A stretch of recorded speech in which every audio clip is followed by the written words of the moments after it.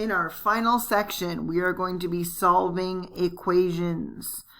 So we already solved exponential equations because we made the bases match. Okay, and we did that a couple of sections ago. When we are solving exponential equations where I can't make the base match, then we're going to have to go to log world. So I'm going to set this up a few different ways. If I've got a logarithmic expression equal to something else. So it's a number, it's whatever, okay? But I've got a log on one side and a not log on the other. I'm going to change my expression, or I'm going to change it to exponential, doing your little backward circle thing, and solve from there. Okay? If I have a logarithmic expression equal to another logarithmic expression, and again, I don't care what the base is. So these could be natural logs, these could be base of bajillion, these could be common logs, whatever, I don't care. But if I've got a single log equal to a single log, I'm going to set the arguments equal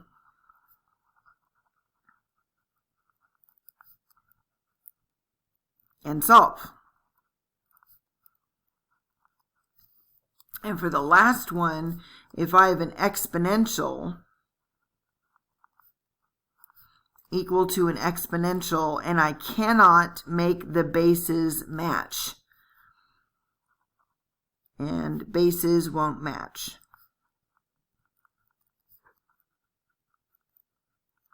then take the log of both sides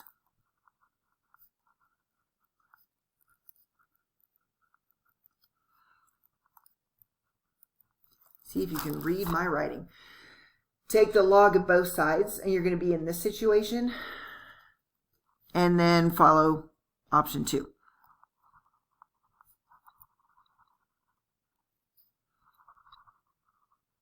Okay, then follow above. Now, if you have, and you are starting out in log world, okay, if you are starting out in log world, we must check our answer. Okay, we must check our answers. Now, that is because, if you will think about it, the argument of a log, so the stuff on the inside of the parentheses, the argument of a log can never be 0.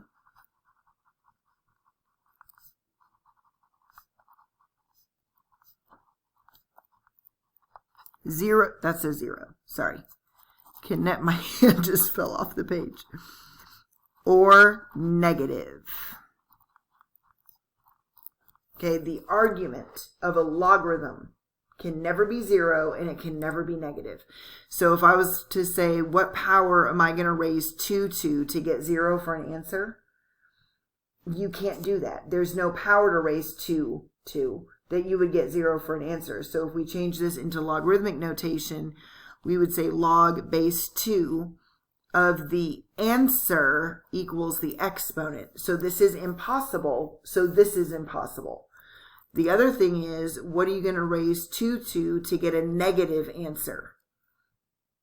Okay, I shouldn't say negative x, to get a negative, okay? What power are you going to raise 2 to get a negative answer? You can't, because your base is going to be 2. So that implies that you can change your base by doing this, and you can't. So that means that this scenario is also impossible. So 2 raised to the x power cannot give you a negative, just like 2 to the x cannot give you a negative. Okay, so our argument can never be 0 and it can never be negative. So when we get to our answers here, we're going to have to check for extraneous solutions, just like we did when we were solving radical equations. And we would have to make sure nothing funky happened. That's what we're going to do the same thing here. So what I will do is every time I start out with a logarithm, I'm going to put a big fat star on there to make sure that I actually check my answer. Okay, and see if any are extraneous. So what I have right now is 3 to the x power equals 8. And I want you to see what we're doing first. So I do know that 3 to the first is 3. And I know that 3 squared is 9. And I'm trying to get a number between 3 and 9. So I'm betting my answer is going to be like 1.9 something, because I'm awfully close to 3 squared. Now, how do I do this? Well, if I'm in exponentials, and if I cannot make my bases match, okay, if I've got an exponential equal to an exponential, and I cannot force my bases to match, which I can't, because 3 to the, I can't change 3 to a multiple of 8, and I can't change 8 to a multiple of 3. So what I'm going to do is I'm going to take the log of both sides.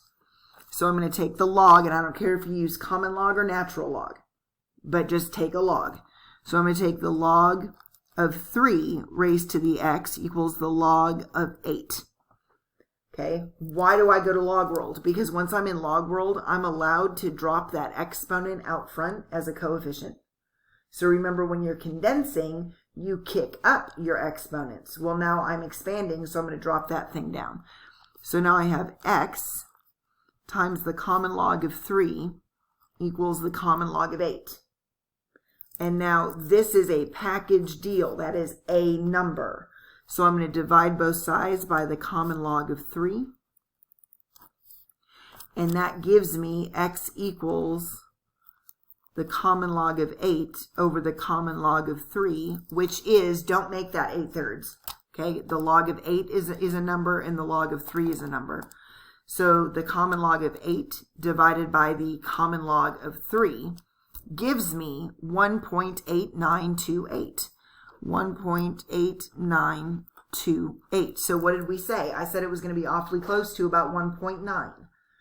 So 3 to the 1.8928 will give you approximately 8, because we rounded it. Okay, we rounded it. Now, what happens if I actually go through this whole thing and use natural logs? That means when I get down here, I would have the natural log of 8 divided by the natural log of 3. As long as you're consistent, you're going to get the exact same answer. So I did the natural log of 8 divided by the natural log of 3, and I got 1.8928. Okay, so as long as you're consistent, don't just start flopping them all over the place. If you're going to start off with common logs, you better finish with common logs. If you start off with natural logs, you better finish with natural logs. I don't need to check my answer other than making sure it makes sense, because I did not start off in log world. So let's do another one. We've got 1/5 raised to the x power equals 11. So I know that this is going to be a negative answer. How do I know it's going to be negative? Because I'm going to have to bring 5 up top with a negative exponent. Okay, so I do know that so far. Now, can I make my bases match? Can I make 1/5 be 11, or can I make 11 be 1/5 using powers? No. So I'm going to go ahead and go to log world. So just for fun, let's do the natural log of both sides, because we did common log last time. And now that I'm in log world, I'm allowed to drop that exponent out front as a coefficient. And now remember that this is a package deal. The natural log of 1/5 is a number. The natural log of 11 is a number. And I'm working in base E. I can divide both sides by the natural log of 1/5. So any number divided by itself is 1. So I've already said I know that this is going to be a negative answer. And I know it's going to be between 1 and 2. Because if I've got 5 to the first, it's 5, and 5 to the second is 25. I'm looking for 5 raised to something is 11, but it's actually 1/5. So by bringing the 5 to the top, these will be negative answers. So it should be between 1 and 2, negative. So I've got the natural log of 11 divided by the natural log of 1/5, and that gives me negative 1.4899. Negative 1.4899, and that should be approximately. Okay, so that is my 1.4899, yes. So that is my answer. So again, I'm trying to get you to see the bigger picture of what you're doing here, because it can be a little bit intimidating. So now what I have is 4 times 3 raised to the x minus 2 plus 3 is 135. Well, so far everything has been absolutely gorgeous. and has done wonderfully well, but now what am I trying to get by itself? I need x by itself, and it's trapped up there. What is it attached to? It's only attached to the 3, which means I need to get rid of this 3, and I need to get rid of this 4. Then I can go to log world. So I'm going to subtract 3 from both sides. So I have 4 times 3 raised to the x minus 2 is 132. And now I'm going to divide both sides by 4. So I get 3 raised to the x minus 2 is going to be 33, right? Sorry. Divided by 4 is, ooh, I'm right. Okay, so now what are we going to do? Can I make 3 be a power of 33? No. Because 3 to the first, 3 to the second, 3 to the third, 3 to the fourth. No, it doesn't work that way. So I'm going to go to log world. So take the log of both sides. I don't care if you use common log or natural log. Why did I do that? Because that allows me to drop my exponent out front. Be very careful when you drop the exponent out front, because that full exponent belongs to the entire natural log of 3. So what I'm trying to tell you is put it in parentheses. X minus 2 times the natural log of 3 equals the natural log of 33. So all I've done is drop that exponent out front. Well, now I need to divide both sides by the natural log of 3. Do not change that into the natural log of 11. Those are two completely different numbers. And then I need to add 2. So x equals the natural log of 33 over the natural log of 3 plus 2. So putting that in my calculator, divided by the natural log of 3 is, plus 2 is, and I get 5.1827. 5.1827. All right. Let's do another one. So now we have a different type. Now we have 2 times the natural log of x is 4. So going back to my options, what did we have for options? We had a log equal to something else. I'm going to change it to exponential and solve. Log equal to log, I would just set my arguments equal and go from there. But I better check my answers. So I am starting in log world. I had better check my answer. So I'm going to put a big fat red star up there to remind me to do that. So what am I trying to do? I'm trying to get the natural log by itself, and right now this 2 is in the way. So I'm going to divide both sides by 2. So now I've got the natural log of x equals 2. Okay, now I'm in now I'm in the correct format. I've got a log equal to something else. So remember, your base is e. We're just too lazy to write it, and e is a number. So what I have is e to the second equals x. Okay, e to the second equals x. All right, so what I should do is check my answer. So I have e to the second is 7.389. Blah, blah, blah, whatever. This is the exact answer. What I'm concerned with is that this argument is not 0, and this argument is not negative.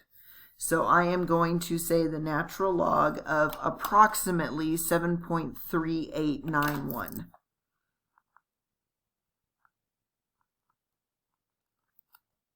Okay, so my question is this part, is 7.3891, is that 0? No, it's not. Is that negative? No, it's not. And so again, all that is e squared. And so that means that this is a good, solid answer to use. It didn't go weird when I tried to check it. So your answer is just e squared. Okay? So now I have, there's no way I'm going to make this in one video. Absolutely not. So I've got log, but we're going to do this one, then we'll move on. Base 4 of x plus log base 4 of x minus 6 equals 2. So first thing I notice, I am in log world. I better check my answer. Second thing I notice is that I need a single log equal to something else. And I've got 2 logs separated by addition, which means I can combine this into a single log whose factors are joined by multiplication. Okay, so now what I have is log base 4 of x times x minus 6. So this factor times this factor, and all that equals 2. So now it's in the correct format. So now I can change it into exponential. So 4 to the second equals x times x minus 6. So 16 is x squared minus 6x. And now I know that this is quadratic. So I need to bring everything to him to see what I'm working with. So I'm going to subtract 16 from both sides. So that gives me x squared minus 6x minus 16 is 0. So two numbers that multiply to negative 16 but add up to negative 6 are going to be a negative 8 and a positive 2, which means my two solutions are 8 and negative 2. But I need to check my work. So I'm going to come back up here. Log base 4 of 8 plus log base 4 of 8 minus 6 is 2. So is this positive and not 0? I'm good. Is this 8 minus 6 is 2? 2 is positive and not 0. So 8 is good. I like 8. Now let's try the other option. So log base 4 of negative 2 plus log base 4 of negative 2 minus 6 equals 2. Is this positive and not 0? Well, it's not positive. Okay, and neither is this one. Not that it really matters. This one blew it out of the water, so I don't even care what's happening over here. So negative 2 is, remember what it's called, extraneous. It means we did all of our math right, but for some reason we cannot use that answer. So you have a single answer for this one, and it is only 8. Okay, that's the only thing that's going to work for that one.